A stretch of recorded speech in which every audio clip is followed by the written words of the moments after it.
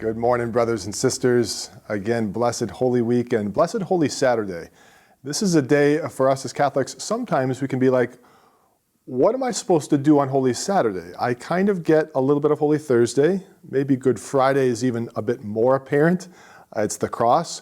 But then Holy Saturday can be like this null time. Like, what am I supposed to do? And so the Church calls this day the day of great silence. And so if ever there was a time to really keep a posture of silence in my heart, it would be today. But there's actually real things we can do, and there's real things that Jesus is doing. So, for example, in the when we pray the creeds on Sunday, we say, Jesus, he died, he suffered, he died, and then he descended to the dead. And we're like, what does that mean? I don't know if you've actually had a time to even ponder that little phrase, he descended to the dead. So Jesus is actually doing something in the silence of Holy Saturday. Certainly his body is in the tomb, but he has experienced death, which is a separation of the body from the soul. So while Jesus' body is in the tomb, lying there, so fully submitted to the Father's will, his soul is very much at work, and this is something we want to enter into more deeply as Catholics, into the silence. What is Jesus, particularly his soul, what is he doing? So again, in the Creed, he descended to the dead. So for us, what does that even mean? Well, consider all the millions of people, thousands, millions of people that died before Christ. For those who were just, like the great patriarchs, Abraham, Isaac, Jacob, Sarah, Rebecca, for all of the people of the just who died before Christ, where did they go? They couldn't have entered into heaven because the gates of heaven were locked. Only Jesus is salvation opened. So where did these souls go who were just, who lived according to the law as best they could? Where did they go before Christ? They descended to the place of, in Greek the word is Sheol, or the place of the dead. And so it's almost like a holding room, we could say, a holding room of heaven. It wasn't heaven itself, but it wasn't hell as we know it in terms of Gehenna or fiery Gehenna. It was the place the Church Fathers called Sheol, the place of those who were asleep, waiting to be raised.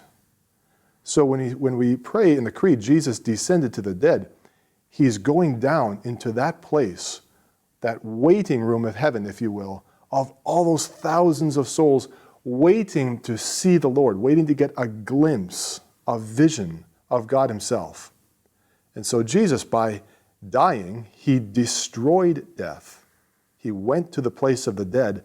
And if you read it, or if you look at iconography or icons of the church, oftentimes you'll see an icon of Jesus descending to the dead and pulling up souls out of this place. That's what Jesus is doing. So when we enter into the great silence of Holy Saturday, it's not just a null time. We are praying with the Lord is our victor, and he is at work giving victory, giving a vision of God to all those who have anxiously waited for him, who have waited for eons of years to see the Lord. This is what is preparing us for the great rapturous joy of Easter, which is the glory of Christ who is victorious. He's conquered death, but he has also conquered those who have fallen asleep in death. So a beautiful place to pray is using the Ignatian method of prayer, of using our imagination.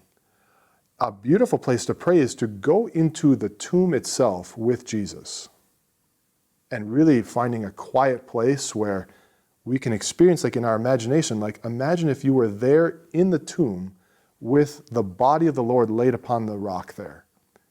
And I am just waiting. I'm just listening with the Lord, knowing that his soul is at work. And I want to enter into his death, into that silence, that great silence, so that I can have a share in the glory of the risen one, the one who has conquered death itself. So let's enter into this holy Saturday, the day of great silence, but not the day of nullity. The Lord is doing something. And by surrendering myself in silence with Jesus, I can be awake to what he's doing. He's conquering death. He's rescuing the just. He's bringing hope to those who were living in darkness. God bless you.